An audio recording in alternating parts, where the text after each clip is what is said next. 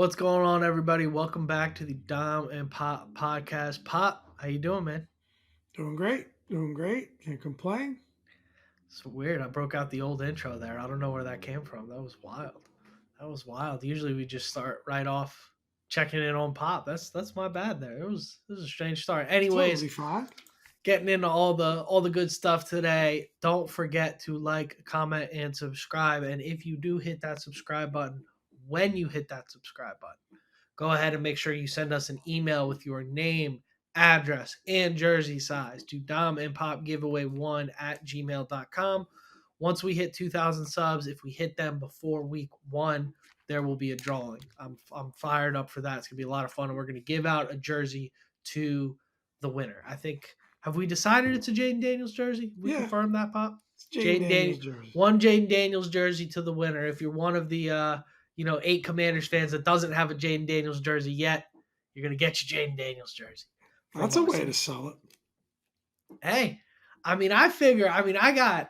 got this one. I got the jersey. I got enough 5 in my closet for 2 lifetimes. I figure you gotta Anybody will have it. take a free Jaden Daniels But jersey. you get an alternate. If you got the white, you can get the burgundy. If you get the burgundy, you get the white. As You long as switch it it's up. within the budget. As long as it's within the budget. But That's right. yeah, we got our first entries already, so that's great. And keep them coming. But you got to get those subs up. So tell your friends. Super fired up. Super fired up for it. Everybody's doing well. But yeah, don't forget, share, like, comment, subscribe, all that good stuff. Today we're talking training camp is underway. Real football is being played. Pads aren't on yet, but we are to training camp. We are to the real football portion of the year. At this point, the Super Bowl is almost here. It's all downhill from here. It's going to go like that. You guys have been with us long enough. You know how it goes. You've watched enough NFL seasons. Each one goes faster than the last. Yeah. But we are here, fired up for training camp. And good news, Dom and Pop headed Going abroad, international, baby. going international. We are going to be taking a little bit of a break. So I guess it's bad news for the listeners, but just so you all know, they're going to be taking a couple weeks off. Some much deserved vacation time for Dom and Pop, headed abroad, going to the motherland. Taking some time away. So we've discussed what to do. And you know what? We decided, frankly, we haven't really taken a break from the pod since we started 3 it. years.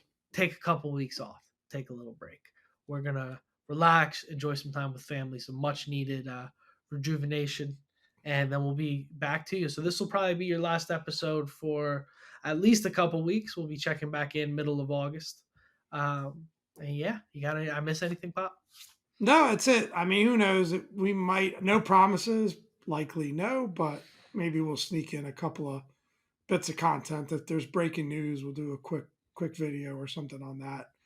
Um, but we'll see. Maybe we'll sneak in a little bit of travel log content. We'll see if we get Yeah. inspired. But for the most part, we'll be taking the next couple of weeks off. So apologies for that, but life gets in the way sometimes. It's for a good Yeah. reason. The travel vlog will be edited as soon as the 18-hole match at Hobbits Glen gets done being edited. Anyways, moving forward, let's get into it. Let's talk some ball, man. So first things first, what everybody wants to talk about, Terry McLaurin holdout. Well, I gotta say, probably should have had a dialogue about maybe recording the podcast on Sunday after training camp was over, because here we are with some breaking news. That's on us. So you guys are seeing this edited in. You're not going to see the Terry segment that we did yesterday because just like that, it's irrelevant. Terry McLaurin reported today on the pup list with some kind of ankle injury, but he did end his holdout and report to camp. I woke up to texts from Pop saying, Terry, I'm looking everywhere. I can't find contract details. I find out that this is the next step, but I guess this is a good sign. So, Pop, take it away. How you feeling about Terry now? I think it's a positive sign for sure. I think the fact that he's in camp, he's around his teammates. I think the fact that that it was. I don't know whether it was intentional or not. Maybe you can comment on that. But the fact that he was there during the first fan day at camp and they got to scream Terry, Terry, Terry. ESPN was in camp today, which is pretty cool. A lot of good content there. And even Jaden Daniels was hyping up the crowd, telling them to go Terry, Terry, Terry. So I think, the ownership hears that. Apparently, I heard on the radio that his agent was there too. So maybe that's a good sign. The fact that he was in the building. It definitely feels like it's transitioned from a holdout to hold in. Obviously, the contract issue is not resolved. Listening to John Keim, it sounds like they're still pretty far apart. But I think it's definitely a positive step that he's in the building. He's wearing the gear. Not practicing. I think the ankle injury will get a lot better once that ink on that contract is dry. I think it'll magically heal. People are posting the video of Forrest Gump running and the braces coming off. They're saying that's Exactly. going to be Terry. I think it's the Exactly. same situation. Yeah, it's very clearly. I think they're just playing around with roster stuff to give them the best advantage right now, while they're dealing with this. Maybe it's a sign that I think the whole pup list thing. Maybe it's a sign that these negotiations are going to take past the cut lines, so that they have an extra body that they can keep in camp during those cut lines. But I think overall, like, yeah, positive sign that he's showing up to camp, wants to be there for the fans, and hopefully it means the deal's going to get done soon.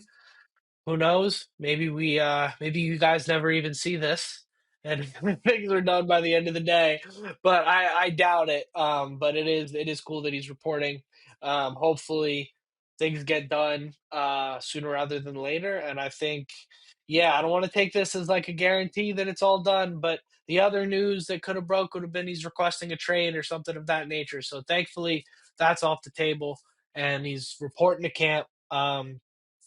Gets the kind of, I think there's an angle where he's kind of showing off a little bit as well to the organization, like, hey, let me come here. Jaden Daniels starting the Terry chants. Everybody else at camp kind of going crazy for him. Let me just show you.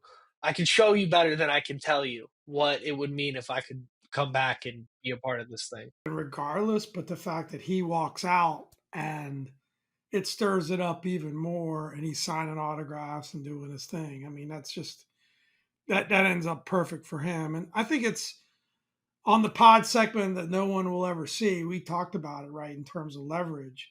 You think about Terry, you think about the fines that he's accumulated. This week is like $200,000 in fines. He got fined for mini camp like another 100 grand or so. He missed the roster bonus for workout roster bonus. So like he's accumulated hundreds of thousands of dollars worth of fines. It just doesn't make sense for him to hold out and forfeit all that money, and quite honestly, put his contract this year at risk. And I'm holding Adam Peters to his word. I think that the team could have taken a different course. The team is allowing him to come back on the pup list and claim an ankle injury. The team could say, "Hey, you're healthy. You're going to be here. You got to practice." Right? They're not doing that. They're Dan Quinn. The way I found out about this is I literally woke up, slept in a little bit, woke up. Dan Quinn's having early press conferences. First thing I did, grab my phone, press his press conference, and he said, "Look, I promised you that I would tell you when there's good news or there's a positive development." And he was pumped. He viewed it as a very positive situation. I thought they were going to say they signed him, like I was like with you. I thought it was a little bit more positive, but I think that it from my perspective, there's going to be people trying to put spin on it on the internet, like why did he bother coming in, blah blah blah. Why haven't they signed him yet? But I think it's a step in the right direction, and I think it shows that they're working towards something, and it's a smart move by Terry generally, right? Can't just keep racking up $50,000 fines. Like you said, just to wrap it up, you read my mind on that gesture kind of goodwill from the team. Yeah. You can see things have clearly developed in a positive direction because the team's willing to say, "Hey, we'll put you on the pup list. We'll help you stop racking up those fines because we've got faith that we're going to get this done." I think that would probably be the second half of that sentence that we won't hear yet, but is we're going to get this done soon. We know the negotiating process is finishing up. Let's get you out of that. Let's get you on that pup list so that you're not accumulating fines anymore. Yeah, I mean, Um, Kime's take on it was it could still be a while, yeah, but I don't know. What's your vibe check on this? We have missed entirely on this whole situation It's Yeah, been a tough one to call, but what's your vibe check on how long I this think takes to it get could to resolve? still. I kind of agree that it could still be a while because I think the pup list. What's the point of putting him on the pup list if you're going to sign him tomorrow? You know, Correct. you're There's doing it clearly work because still to be hey, done. yeah, there's work to be done on these negotiations. We're confident we're going to get them done, but there's work to be done still. So I think it could still be a couple weeks. I think yeah, you only do it. It's only worth doing if it's going to prevent him from racking up a large amount in these fines. And like obviously, to you and I, $50,000 is a large amount, but to Terry, it's not. But once you start stacking those up every day, it starts to build up quickly. So I'm sure it may still take a while. And the other thing that comes to mind is like what I said earlier, saving that roster spot. But I hope that that at least means it's gonna get done. Um, Yeah, I got respect for Terry in terms of what he's doing, right? Like he's the type of character guy that people would automatically assume might compromise in this situation. And I think at the end of the day, he's going to have to compromise some, and the team's going to have to compromise some. But I think I'm going to predict that I think this is done inside of 10 days because I think it's going to kill him to be sitting there not practicing with his teammates. And I think equally it's going to kill Dan Quinn and that offensive. We talked about, you know, um, Cliff Kingsbury putting a note on, Peter's desk about drafting Josh Connerly, right? I bet he's sliding a couple of notes saying, come on, man, let's Pay get my this guy. done because Yeah. I need this to work a little better in practice than it's looking right now. And, one thing that I think has been evident through what I've heard from the practice reports is that he's the undisputed number one receiver on this team because Oh Debo's yeah. a different kind of cat, right? You know, so they need him back there. So I think both sides are going to coalesce into making this work. And I'm going to Yep. say it's going to be inside of 10 days. I hope so. I hope you're right. Let's wrap this thing up, guys. Enjoy the rest of the podcast. This is a little breaking news segment, and you'll be hearing from us right now. Peace. So, getting into it, training camp, they're actually playing some football. There's been a few standouts so far. Some expected, some kind of unexpected, some that we'll talk about later in our quarterback and cornerback position groups. But so far, four standouts that we've seen. Mike Samerstill looks like he's about to take the next step and enter the top echelon of corners in the NFL conversation. I think. Um, Same with Trey Amos. Trey Amos looks legit as a rookie. He's still a rookie, but looks like tons of potential there. Looks like he was a really good pickup, and is going to be a really good player for this team, I think. Um, and Ja'Cory Brooks, undrafted wide receiver, he's looking really strong as well. And then Debo, of course, has kind of jumped off the page. So, what of those four guys, Pop? What excites you the most? I think I think probably Trey Amos because what you hear there is that he's pretty much already looking like a lock to be the starter, right? So to be able to pick up a guy like that in the second round with a first round grade that just looks, I mean, from all accounts, he just looks like a pro. He gives you those veteran player vibes already. I think you've got to be. I mean, of course you're excited about Debo, right? But that's not a surprise in my mind, right? Like from what we saw building up to training camp. Great to hear Mike Sanistril is still rolling. The great thing that's exciting about him is that we kind of like you brought this up many times, giving you credit. He's new to the position. He was new to the position, and he already looked outstanding last year. He's only going to get better. He's only going to get better. Ja'Cory Brooks, I mean, how many times have we heard that from a UDFA wide receiver or a late round pick wide receiver? We're going to have to see it in games. It will even make the team, right? Like, you just don't know. Now, he does fit a need in terms of his size and his measurables, right? Which is great. But the other Ja'Cory, the running back, was also making a little bit noise if there was room for a fifth mention here. But again, late round pick, we'll have to actually see it. But what about you? I mean, what excites you the most? I guess I didn't really give you one, but Trey Amos would be my pick if I had to pick one that excites me the most. Amos would easily be my pick as well. I think the impact that he's going to have on this roster is going to be huge because um, when you go from talking about Lattimore and whoever else on the outside. Last year it was Sam Still, but he was playing out of position and he did as good as he could. But then you've got a guy like Noah Igbenogany, who's a depth piece. We'll talk about him later, playing playing nickel.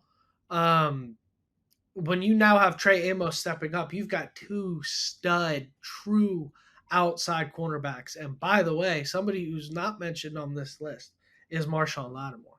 And we've talked a lot about Marshawn Lattimore being ready to come back and be the stud that he was. Lou, our friend Lou Holder, who's been on the pod a handful of times, last time he was on the pod, has talked about relentlessly Marshawn Lattimore and Jordan McGee. He's hammering those 2 points home, and said Lattimore is going to be the truth next year. And from everything we've heard so far, Lattimore looks like he's back to prime Marshawn in training camp at least. Long season, got to stay healthy, struggled to stay on the field over the course of his career. But if we can get a healthy season out of Lattimore, it almost makes all these other, I mean, Still will fall into place. Amos is, he's going to be a good player, but it almost makes it all unimportant if we can get a refreshed season out of Marshawn Lattimore. And so far, that's what I'm most excited about is how positive the reports around Lattimore are. Yeah, I This mean, training camp. yeah, we're going to get into cornerback position later. So I'll hold my additional thoughts about Marshawn until then. How about that? Sure. In terms of like Ja'Cory Brooks, I'm with you on that one. I mean, look, Seems like every year there's a receiver that like flashes in camp, right? he's gonna need to get. I mean, you figure McLaurin's gonna get 8 to 9 targets a game. Uh, Debo's going to get 8 to 9 targets a game. So let's call that 20 targets between the two of them, right? And then Noah Brown. you account for Noah Brown, probably 5, 6 targets a game. And then you account for some dump offs. I mean, unless Jaden's passing the ball 35, 40 times a game, which nobody wants him to be doing.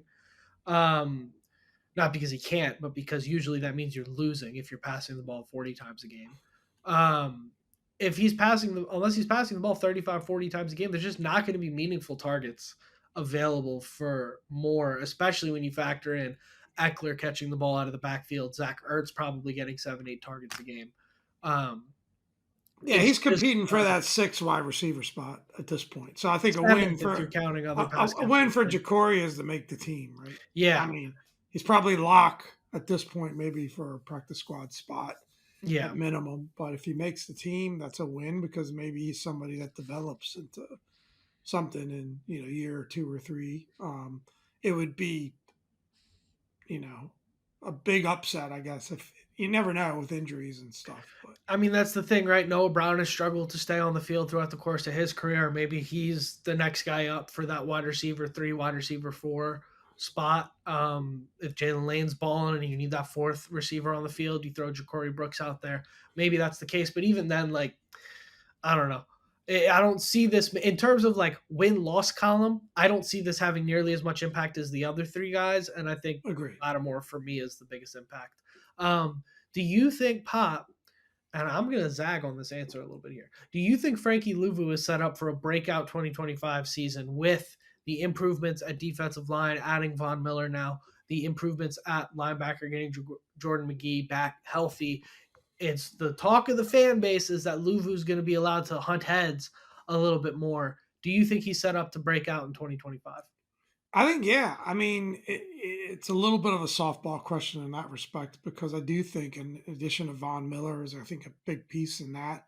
They've already talked some packages in camp where you see them both lining up on the edge. It's another pass rusher from him to learn it. It just feels like more and more they're setting him up more for that pass rusher role than a classic linebacker type role. And I know you're right, Jordan McGee is a big key to that and freeing him up to be able to do that. He made the top 100 list of the NFL. I think it was like number 70 or something. So he's starting to get respect around the league, and I think it's another opportunity for the coaches that have seen him play for a year to really know where his strengths. I feel last year it was almost the fact that we didn't have another linebacker outside of he and Wagner. It kind of pigeonholed him a little bit because there were some things that he just had to do in the scheme where we couldn't free him up maybe as much as we would have liked to into that pass rushing role. But I think there's more depth to that defense now. Like you talked about, their size on the defensive line. That's going to be a problem for offensive linemen to deal with. And I think it really does set up great for where you even see that jump in year two from year one. Yeah, I think for me, I think he had his breakout season last year, and I think he maintains. Honestly, I don't think I think so much higher of Frankie Louvu than I think the average Commanders fan. I think he's an absolute stud. I mean, probably belongs higher on that list of top 70 guys, or top 100 guys. He made Manti Te'o did like a top 10 linebacker, and I think he was number 10, but him and Wagner were both on that list. We were the only team to have two of the top 10 linebackers in the league, and I think there was some discourse over the order, and he had actually had Bobby Wagner at number one. And I agree that maybe, I might take a guy like Roquan Smith or Fred Warner at one personally, but there's no argument that those two guys don't both belong in that top 10. And so I think when you're talking about Luvu's already considered a top 10 linebacker around the league, maybe he elevates into a top 5 situation. But I think what would happen for him to have a breakout season, quote unquote, is not necessarily that he plays a whole lot better or different, but that the unit around him improves so much that there's more focus on, hey, this Commanders defense is for real. And I think if this is a good Commanders defense and he does just what he did last year, he'll get a lot more credit for that. So that's kind of where I think the Luvu breakout. I don't think necessarily it's going to be a breakout year in the same way that I think a guy like Mike Samerstill could go from, like, I don't think there are a lot of guys around the league that know how good Mikey is. I think he's a fan favorite right now, and I think he could elevate to like Pro Bowl status by this time next year. I think Luvu's already on that league wide watch, and I think he's going to continue to be a baller. But the fact that he's elevated to that level, because I think when he signed last year, I would almost put him on a Javon Kinlaw type level, right? Exactly. Somebody Yeah. that was maybe kind of ascending in his career, but you didn't quite know what you were getting. Yeah. You just thought, oh, this is a solid vet piece to come in here. So the fact that he's even ascended to that level of respect, and I think what I would expect is that it's going to be a bit more consistent through the season than it was last year, mainly because he's more comfortable in the system.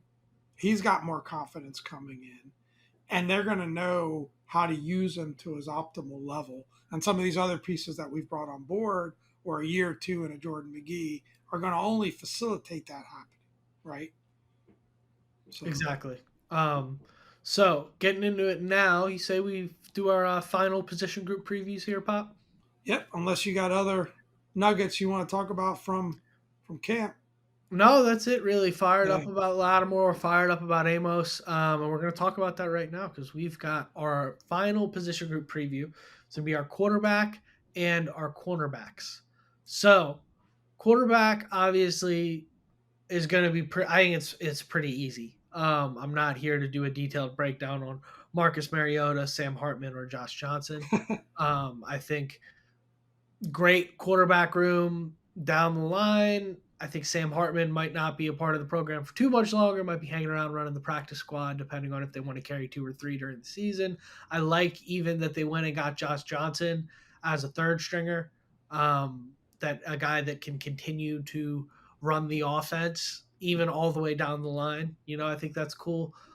We, God willing, will never see the two of them play football this Yeah, year. let's Hope we don't see anything from any of the three of them except for Mariota doing some mop up duty in the fourth quarter. Um, yeah. Mop up Marcus, we could start calling him or something like that. I don't know. But They JD had a couple 5, man. packages last year where they had him in there with Jaden. I'm good I don't off know. I that. don't know. I don't know that I love those I'm good those off that. Those packages. are the like ankle twister six Yeah, packages. I don't like but those. I think a couple things. Right, we saw Jaden for the first time in camp, looking swole, Yeah, looking swole. So he's put in the work. certainly is. Sounds like he had a couple of rough spots there in day 3, but that's okay. That happens sometimes. But he also talked about, feeling like there were areas that he could improve in, his footwork and some of his decision making. So, it just seems like he's constantly putting in the work, and it's just going to be so exciting. Can't wait till week 1 where we can just, you know, put on the game and really just see this guy cook and continue to do what he's been doing through the year, and just expect great things for Jaden to continue. And yeah, I mean, I think the fact that they brought Marcus Mariota back, we talked about that early on when they re-signed him. We haven't really said too much about that lately. Um, you know, I think that's great. We're in great shape from a backup perspective too. I don't know, man. You just don't give Sling and Sammy the respect that he deserves. It's the end of the segment for me. I think I don't need to talk too much more about what to expect from Jaden Daniels in year 2. We're talking MVP over here on this podcast. Well, You Super guys Bowl winner is what you said argue with last week. you got a Super Bowl MVP. You guys can argue with whoever else you want about that. Jaden Daniels, I love it. you're Coming out confident. expecting him to take a step forward, and if he takes a step forward from what he did last year, there's only so far up that ladder he can climb. If you're already arguing he's a top 5 guy, how much further up that ladder is he going to go if he's taking a step forward? I'll leave it at that. Quarter at cornerback, our projected starters. This is where it gets a little more interesting. Probably a little more to chew on here with this group. Marshawn Lattimore, obviously traded for him last year. Mike Samerstill, Trey Amos, both draft picks by Adam Peters, and then we've got Noah Igbenogany and Jonathan Jones. Gone are the days of Kendall Fuller, Benjamin St. Juste, and Emmanuel Forbes. God is good. Adam Peters has revitalized this cornerback room. I mean, it's incredible if you look at the two probably weakest position, well, the three weakest position groups on this team prior to Peters taking over, being offensive line, quarterback, and cornerback. It's incredible the way these have just been completely overhauled in 2 years, and the way he's done it with drafting. It's very similar. He went out, he got a stud veteran to anchor the position, Laramie Tunzel, Marshawn Lattimore, and then he drafted a young, flexible, ascending talent to fill in the rest of it. Look at Josh Connerly Jr., look at Brandon Coleman, and then look at Mike Samerstill, and look at Trey Amos. Filling in with young, flexible, ascending talent that you can mold to your system behind a stud that fits your system in Marshawn Lattimore and Laramie Tunzel is, I think, it's brilliant GMing in my opinion, and I think he's done an excellent job of it. And I think Marshawn returning to form a little bit this year without that injury, I think will remind you what a brilliant addition that was by AP. And I think you're looking at this being one of the strong. This is definitely the strongest position group on defense, um, other than linebacker. But Yeah, you're looking at this depth being one might of the be the thing. strongest groups. I think Noah is a pro, from a depth perspective. I think he's a Yeah, guy that can give you some quality stats. Jonathan Jones is a guy that's a solid vet in this league, one of our free agent. I'm not really sure I'm familiar with too many other names on the list on the depth chart, so I'm not sure whether there's someone else that'll jump out. But I would say my point, we talked already about Trey Amos and Mike Sanders, some young guys to be really excited about. Marshawn Lattimore, to me, he is a really really good cornerback. Everybody wants him to be great. He played hurt. It's obvious. It wasn't as bad as people make it out to be. I think there was a little bit of, I'm not even going to call it ego. I'll call it the competitor in him. I think got the best of him because he wasn't at 100%. So going head to head with Mike Evans and AJ Brown, he just wasn't. That's something that I think even Marshawn Lattimore at his best, going head to head with those guys, is going to get burnt sometimes. They're just that good, and they got the size and their ability to beat anyone one on one. Doesn't mean that he's not a really good player. And I think the bigger point is he's miles better than anything that was on that roster going into last year. He's miles better, and he's a major upgrade over that. So, he's got to stay healthy. Hopefully, those soft tissue deals are good to go with him. I hope so. But yeah, I think it's a good group. Worry a little bit about the depth of the group, and yeah, I guess there is still a bit of a question mark around Lattimore, but I kind of don't think it was as bad as some of the fans made it out to be. Right, when you're trying to guard Mike Evans and AJ Brown, and you're injured, and you're out there battling, trying to get out there, and you can tell it's important to him, right? He wants to make it. He wants to prove that that trade was worth it for the Yeah. Commanders. Oh man, I mean, I don't personally agree that you're worried about the depth here. I'm not worried about the depth here at all. I think when you look at it, like Sam are I mean, I do still, like Noah I for sure. if Well, I'm saying Amos were, beyond the three guys. What's after that? Like if one of those guys goes down, yes, but look at it, right? If Samerstill goes down, Noah I fills in the slot like that. If Lattimore goes down, you move Samerstill outside. He's better than any. He's a yeah, really there's some good as a flex there. cornerback too. And then Noah I again goes into the slot. And same thing with Jonathan Jones. Jonathan Jones can play inside, outside, can play safety. He's a versatile guy. You probably don't want him outside on Devonta Smith 1-on-1, but he's a versatile guy. So as long as you don't run into a situation where you're losing two corners, any one of the starting three goes down for 2 or 3 weeks, you're okay. Again, as long as you don't run into a situation where you're losing two, but that's like it's the same conversation, like if you lose two tackles, I think any team in the NFL, if they get down to their third and fourth string cornerbacks, are going to struggle in the secondary, right? There's not that many good cornerbacks out there. Same way with tackle on the offense. If you're getting down to your third and fourth tackle, you're in trouble. I think this is as deep of a group as you can ask for. I'm super super happy with the way this position group's built out. It's just going to come down to I think you can pencil in Amos for being like between an 80 and an 88 overall in Madden. If you want to use like those terms, I think you pencil him in for being around there. I think you can pencil in Samerstill for being between a 85 to a 95. And Lattimore, if you could just get 85 and up from Lattimore, you're looking at a great, really great unit here. And I think if Lattimore turns out to be that lock down half of the field like we're planning on him being, you're looking at a special secondary. And that's another guy going back to the Terry conversation. That's another guy on the last year of his deal. Lattimore's got to play this thing out, and then he's going to be due some money too. So, It's you're it's a going to want topic to for stick another around. day, but this team's in an interesting spot with some of the veterans it has. At some point, there's going to be some turnover here. Has to be.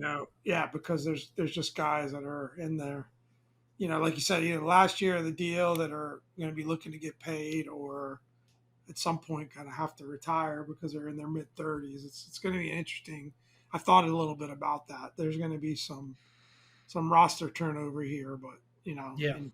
and Peters we trust, and DQ. We trust 100%. Well, I think DQ just wants all his guys out there. I don't think DQ's got much input on who stays and goes, to be honest with you, because he's just such a like dude's Well, dude. we Like didn't. he's having so much fun. Well, we didn't talk about the pressers that much between Peters and DQ, mainly because they didn't say a whole lot. Never do. After they said they wanted Terry to be back and all that, but I think one of the most impressive things was hearing Adam Peters talk about DQ and how much easier DQ makes his job because so many players want to come play here. And how great is that the year? We went from being, people having allergic reactions to wanting to come play for this organization to now, people are trying to knock down the door. So speaking of that, maybe the first guy on this around the NFL list becomes a commander at some point because he loves Yeah. his Q. I Yeah, as going around the NFL here, the newest, most exciting news. Sands, I mean, Terry's holdout is a top headliner on the NFL as well. We've already covered plenty of that. Michael Parsons, per Jerry Jones, uh, and Jerry Jones are going back and forth. Did you hear that, Pop? Jerry calls him Yeah, Michael. Yeah, I yeah, didn't they're hear him. going. I didn't hear that. No, Yeah, he calls no, him I didn't catch that. Michael Parsons. Um, Was that so I on mean, purpose? no, Or, that's what he calls him. oh my That's how god! he referred to him. Wasn't Maybe that wasn't that the Kurt. He, Bruce was yeah she used to call him Kurt. Bruce Yeah, Allen? we know how that ended, right? So Micah Parsons is going to be a Minnesota Viking. You heard it here first. No, I think. I mean, look, dude. If Micah leaves, you know where he's going. You know where he's going if he If leaves. he's if he's a free agent, yeah, I mean, I You know probably where think he's going. yeah, that would be blue. I think they'll end up paying him. Imagine You Micah know, Parsons and Frankie Luvu coming off the edge. they're gonna end Oh, up they're gonna end up paying him. I mean, I think Micah Parsons is pretty impressive, right? The fact that he's in camp, he's not doing a holdout thing. I don't know if it's kind of more of a hold in type situation, no, he's but yeah, participating from what I understand. what's that? He's participating from what I Wow, you understand. got to give him credit, right? I mean, he's shown some leadership there for sure.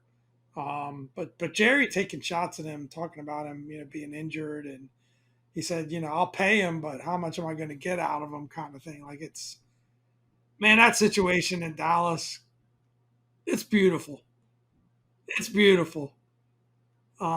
But they do have a talented roster, for sure, and Mika's a great player, and I think they'll end up, talking some smack, but likely end up paying him, and he's probably not going anywhere. Would be my prediction, but it's funny to hear some of the dysfunction that exists there. That's for sure. Yeah, I think Yeah, ultimately they're going to end up paying him too much, and he's going to be good, but he's never going to be as good as he was under Quinn because Quinn's system was built around him for him. They're never going to get as good of a defensive coordinator as they had in Dan Quinn. To replace there. There's a disaster of a defense last year, and it'll continue to be so. Dallas is going to well, keep spiraling out of control, regardless of whether or not they extend Parsons. So I'm just hoping we can get him out of there, even if he doesn't come to Washington. I would love for him to come to Washington, but as long as he doesn't end up in New York or Philadelphia, I just want to watch the guy hoop. He's an insane football player. So yeah, I'd love to get him out of there. If he comes to Washington, great. Otherwise, go play for Cincinnati or go play for Arizona. Cincinnati ain't gonna pay him. Go play for a team. Yeah, well, coming up, Speaking next they might topic. have a need. They might have a need for a pass rusher because Trey Hendrickson continues to hold out. I'm telling you, it's gonna be a fourth round pick to Washington at the deadline. Mark my words. Trey Hendrickson is holding out in Cincinnati. He's not going to play this year. I'm going to say Well, that can right. I make a final point about Micah and a Dallas situation real quick? Go ahead. Like, sorry, I killed your transition there, which was a thing of beauty. But It's all right. It better be a good point. what I don't know, I'm under Make it pressure make it now. worth it. No, I think it's like Dallas. That situation is just a study of.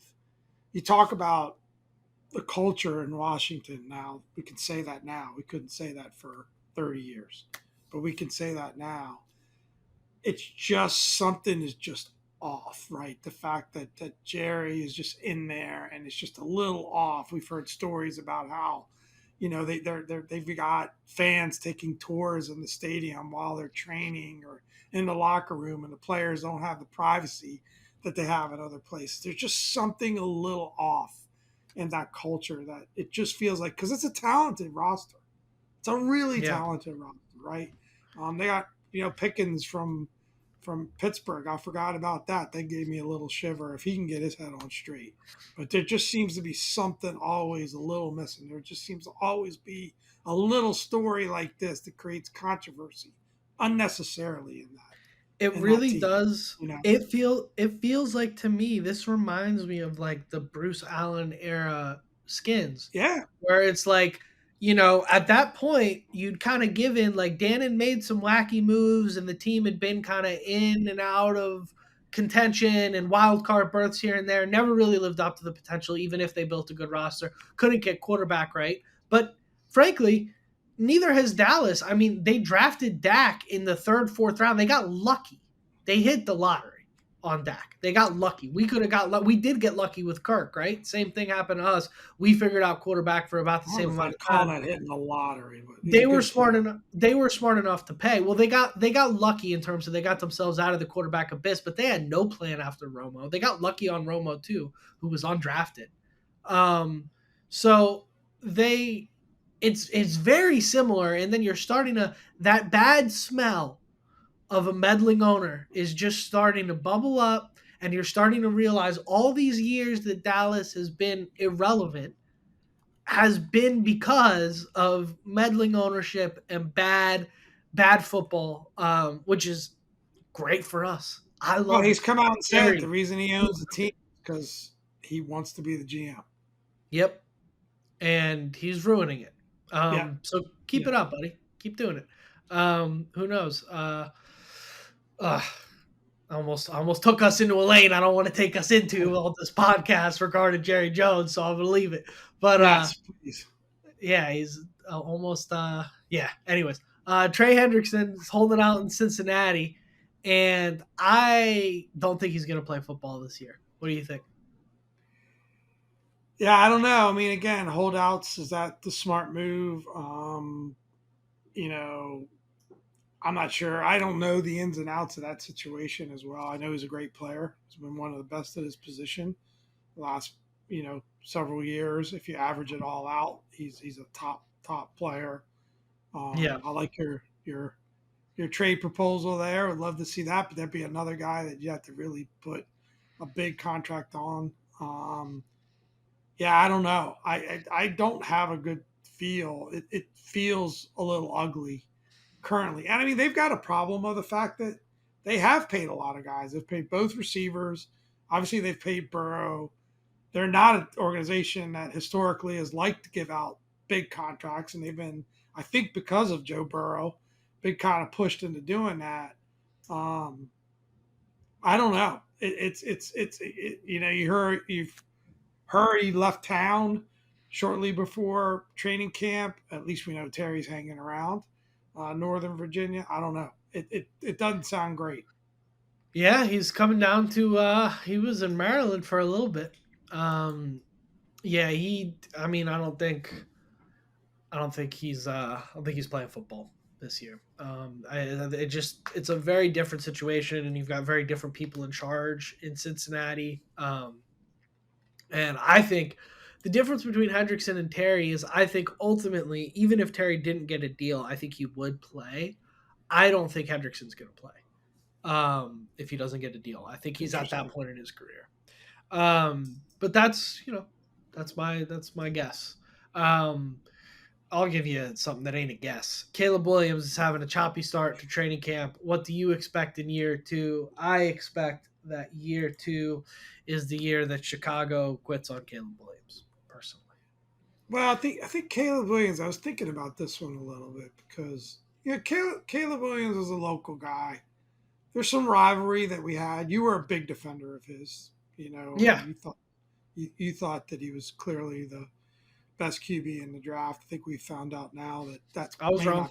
may not be true, and that's okay. I'm not taking a dig at you. But Thrilled to be wrong. I feel like with Caleb, he's the type of guy, and he was this type of player in college that plays with the cape on his back. And if he could just figure out how to play and realize that I'm a young quarterback in this league. I got to just build on this thing brick by brick. I got to tear it down brick by brick, rely on my talent, but simplify things and learn as I go and not try to be the hero, not play hero ball. I feel like that hurts him. And I feel like there's a confidence issue building here, in the sense of all of that. Now, look, having rough days early in camp when you got a new offensive coordinator, is is not the worst thing in the world, right? There's no way to say, but we heard of him going 0 for 5 and 7 and 7 drills inside the 20-yard line. That's not great. They're not great. It's not great signs, but it's still early. I think we saw flashes of real talent there. Last year, he had a really good fourth quarter against us, almost pulled that game out. But I think he's got to learn to just play within himself and let it build because it's the hardest thing to do in sports, play quarterback in the NFL. It's the hardest thing to do in sports. Yeah, I just don't. It's just a masterclass. The Chicago Bears are better than anybody in the NFL at just ruining quarterbacks. And I think there have been a lot of situations that he would have been successful in. I think he would have been more successful in New England. It's just a disaster in Chicago right now because they went out, they loaded that roster up, they had all those picks, they trade back, they get away from Bryce Young, they go into Williams. I mean, if Chicago doesn't make it to a wild card in what is the hardest division in the NFC, if they don't make it to a wild card this year, you're looking at. I mean, they're gonna want the guy's head. Like he's got to. It's gonna have to be a situation where they go 9-8, and he has a season like how Burrow had last year, and just the defense is just so terrible that Chicago doesn't make it, or something like that. You know, he's Well, not. that's what they've got to do. They've got to try to take the pressure off him, right? They've got to try to get in a situation where it was kind of like we were talking about Jaden early last season, right? When we were talking about how to make it successful. It's like don't put too much pressure on him. Rely on other aspects of the game. Let him get those early wins and those early completions, those easy completions. And they've got talent on that roster to be able to do that. So we'll see if Benny Johnson is the genius that he's proclaimed to be in developing Caleb Williams. It's an interesting situation, and I think you're spot on. The pressure is building. The pressure is building.